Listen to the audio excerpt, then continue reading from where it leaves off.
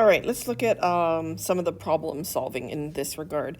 We looked at the original problem when I'm standing in an elevator on a bathroom scale when the cable breaks, and my weight or the reading on the scale will go from 490 newtons, which it would be in this case. So in this case, my weight, the scale would read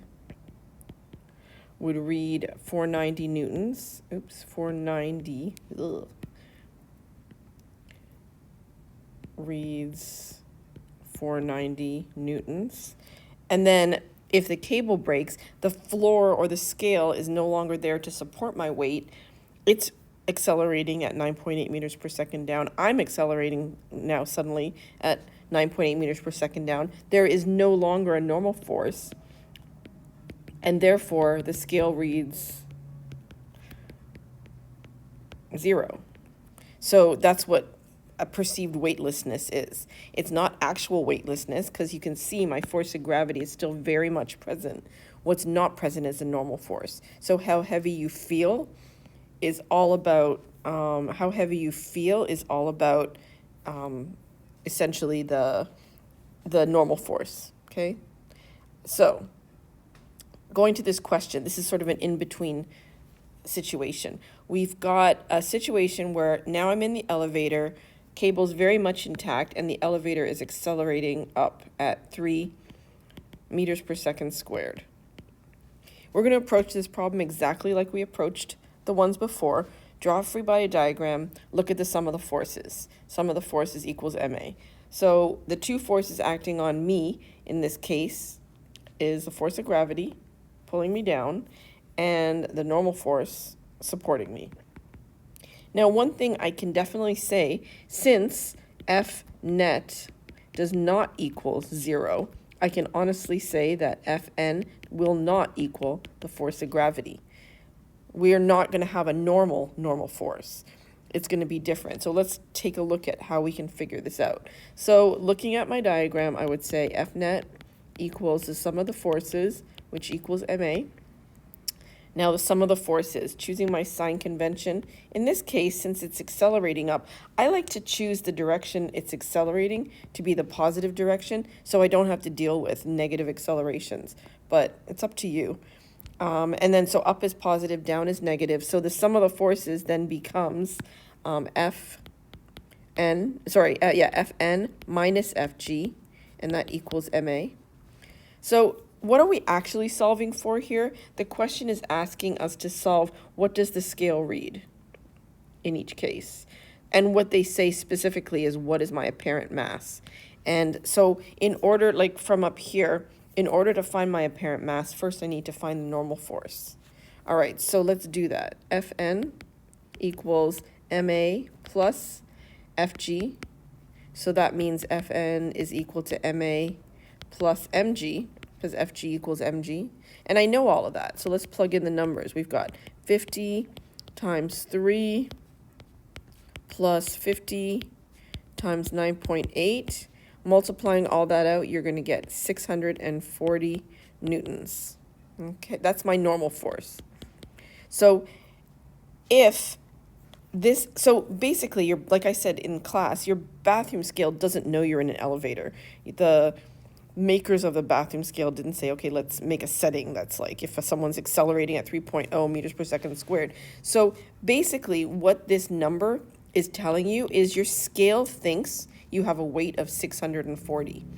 And if you were standing in your bathroom and you had a weight of 640, basically apparent, let me write it like this, apparent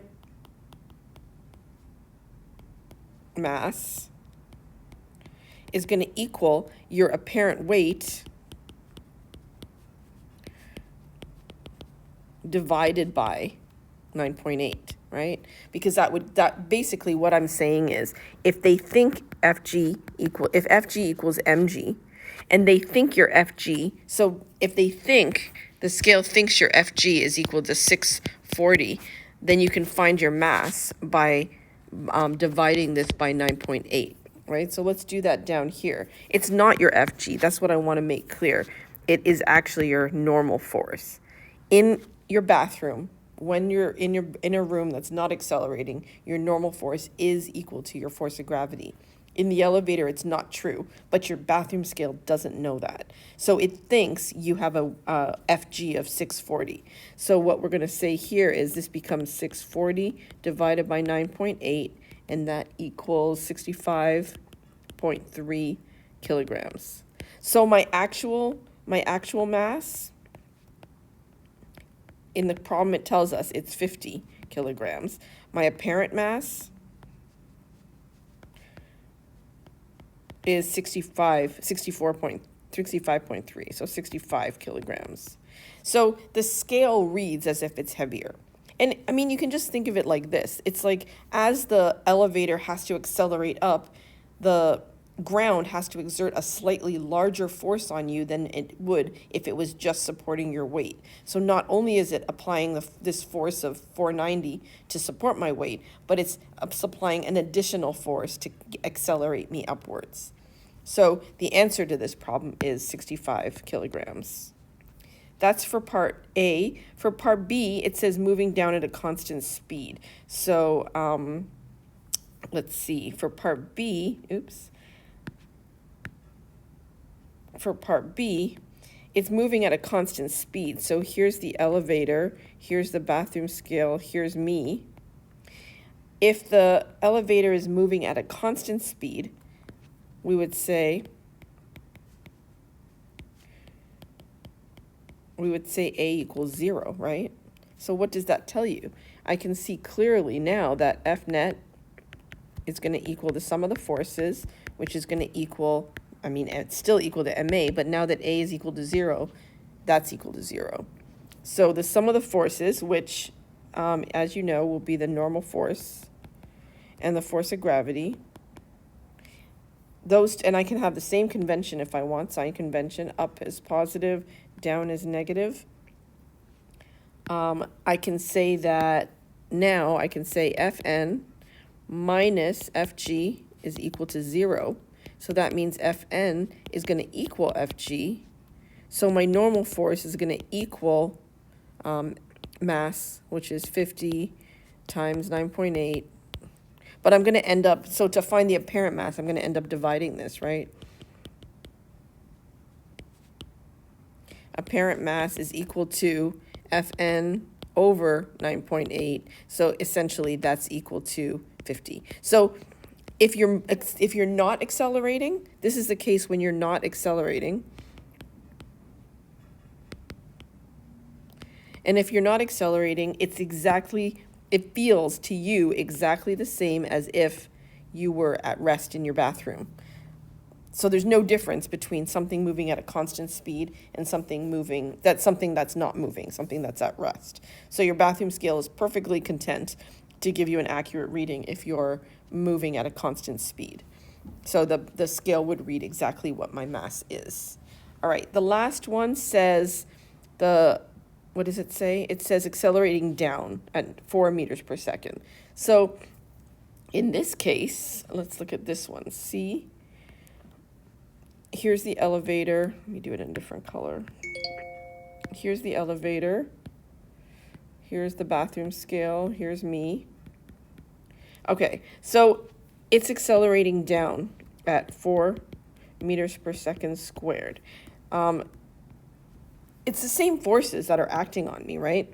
It's still force of gravity acting down, and the normal force isn't pushing me down or anything. It's still holding me up. But now, when I do the sum of the forces, it's going to be a little bit different. The fact that my acceleration is down, you can approach this 2 different ways. You can choose to make your sign convention. You can reverse your sign convention, make down positive and make up negative. That way, again, like I said before, that way you don't have to deal with a negative acceleration. If you choose to keep up positive, you would just have to substitute -4 into your equation when you put it in. So that's a matter of choice. But we're going to, again, approach this the same way. F net equals the sum of the forces, which equals MA. And then the sum of the forces, now being very careful about my sign convention, I have down as positive, so this is going to be Fg minus Fn equals MA. And then what I have here, I'm trying to find Fn first, the normal force. It's going to be Fg minus ma. If you just rearrange this equation, you'll see.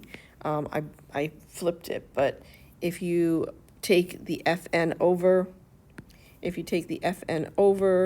the ma over here, you're going to get this equation that I just wrote down. So then this equals mg minus ma.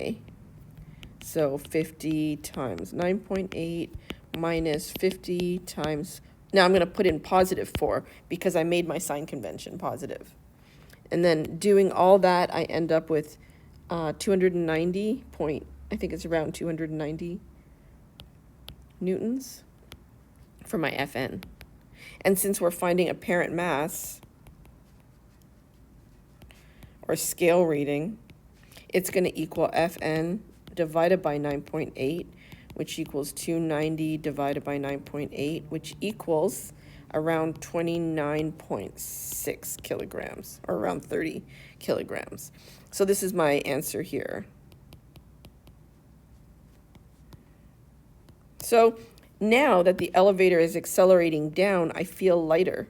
I feel, instead of feeling 50 kilograms, I feel like I'm only around 30 kilograms.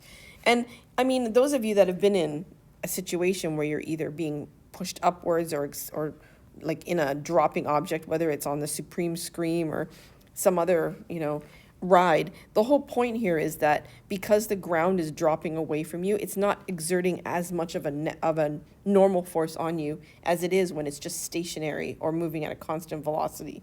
So you don't need as great a force, so you don't, the normal force drops. So if the normal force drops, remember, that's how heavy you feel. How heavy you feel is always, how heavy you feel is always connected to how the ground interacts with you. So if the ground is not pushing as hard on you, you don't feel as heavy. So in this case, when the elevator is dropping at a rate of 4 meters per second squared, I feel like I'm only around 30 kilograms instead of the full 50 kilograms that I am. I just wanted to quickly talk about what if you solve this the other way? What if you took this free body diagram and reversed? Let me just say, what if I decided to keep up as positive and down as negative? I just wanted to show you quickly that it works out to be the same thing. So in that case, we would say F net equals, again, sum of the forces equals ma. And then this time, the sum of the forces would be Fn minus Fg, which equals ma, right? Just like before. So then we would get our equation, Fn equals ma plus mg.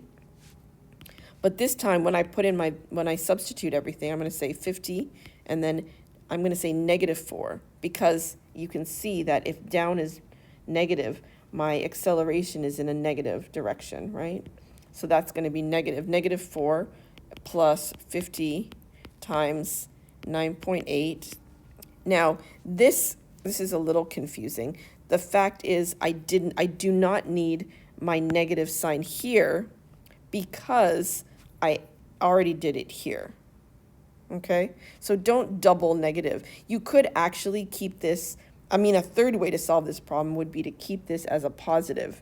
You could actually keep that as a positive, and then you would put in the negative here. But I'm not going to do it that way. I already set up my equation to subtract Fg, so I'm going to leave it like that. And then when I do this, I get a positive, 290, which implies that my normal force is in the upward direction when I do this math. And then I would end up with the same apparent mass. So it's the